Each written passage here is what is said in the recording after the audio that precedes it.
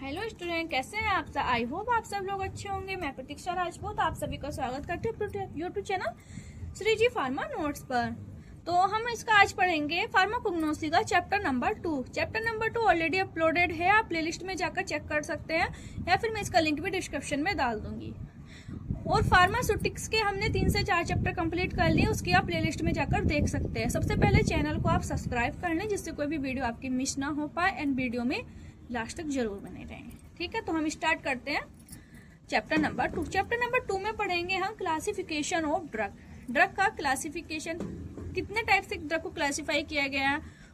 Alphabetical, टॉक्सिनोमिकल, morphological, pharmacological, chemical, कीमोटैक्सोनोमिकल, इन सबके type से हमें ड्रग को क्लासिफाई किया। इन सबके बारे में एक एक करके हमें पढ़ना है, तो वीडियो में लास्ट तक जरूर बने रहें।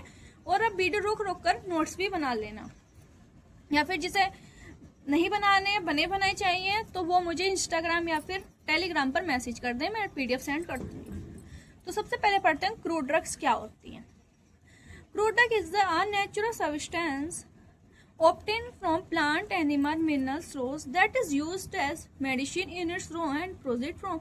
क्रूड ड्रग्स हमारे ऐसे सब्सटेंस होते हैं जो हमें नेचुरल सब्सटेंस जैसे कि प्लांट, एनिमल, मिनरल सोर्स से हमें प्राप्त होते हैं और मेडिसिन में बनाने में यूज किए जाते हैं, या फिर रॉ या फिर अनप्रोसेस्ड फॉर्म में। तो क्रूड ड्रग को हमने कैसे करके क्लासिफाई किया गया है। सबसे पहले हम पढ़ते हैं classification of crude drug. Alphabetically, यानी कि इसमें क्या होता है, अल्फाबेटिकल के अनुसार क्लासिफाई किया, जैसे कि ए टू जेड से, यानी कि ए वर्ड से स्टार्ट होने वाली पहले, फिर बी से, फिर सी से, इस टाइप से। फिर आता है टॉक्सोनोमिकल क्लासिफिकेशन। टॉक्सोनोमिकल वेस्ट पर क्लासिफाई किया गया। मॉर्फोलॉजिकल मॉर्फोलॉजी के वेस्ट पर कीमोटैक्सोनोमिकल क्लासिफिकेशन, और फार्माकोलॉजिकल क्लासिफिकेशन, केमिकल क्लास को बारे में हम एक एक करके आगे पढ़ते हैं। ठीक,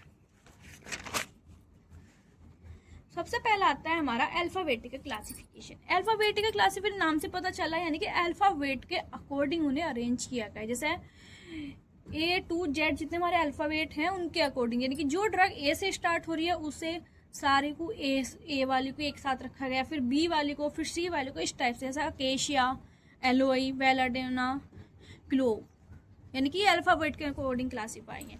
सेकेंड आ जाता है हमारा मॉर्फोलॉजिकल क्लासिफिकेशन।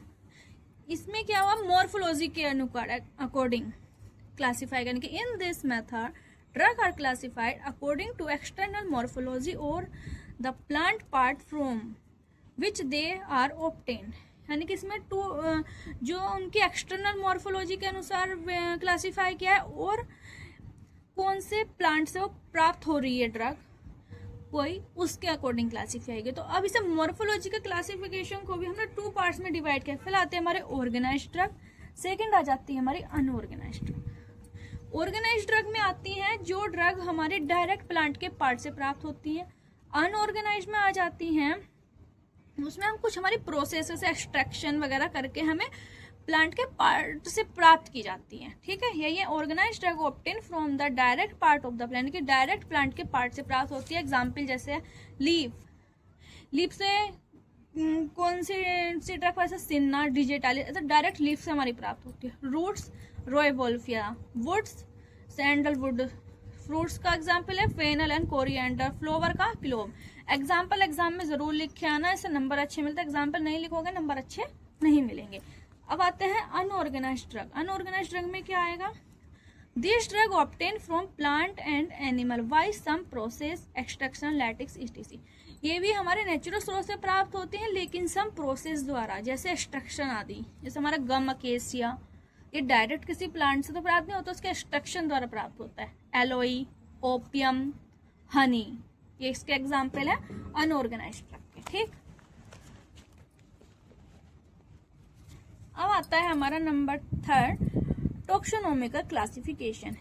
इसमें क्या आता है, इस मैथड में ड्रग को उनके टॉक्सोनोमिकल क्लासिफिकेशन यानी कि साइंटिफिक क्लासिफिकेशन के अकॉर्डिंग क्लासिफाई किया है। साइंटिफिक क्लासिफिकेशन जैसे कोई भी ड्रग है उसकी क्या होती है, फैमिली होती है, जीनस होती है, स्पीसीज होता है, ऑर्डर होता है, फाइलम होता है, उसके अकॉर्डिंग क्लासिफाई किया गया है। जैसे एपीएसी फैमिली में जैसे फेनल, कोरिएंडर आते हैं। सोलेनेशियम फैमिली में धतूरा, बेलाडोना भी आते हैं। ठीक, तो उनके साइंटिफिक क्लासिफिकेशन के अकॉर्डिंग क्लासिफाई किया गया। फोर्थ आता है फार्माकोलॉजिकल क्लासिफिकेशन। नाम से पता चला यानी कि फार्माकोलॉजिकल एक्शन के बेस पर क्लासिफाई किया गया है ड्रग को। इस मेथड में ड्रग को फार्माकोलॉजिकल एक्शन के बेस पर क्लासिफाई किया गया। एग्जाम्पल में आ जाता है जैसे एनाल्जेसिक।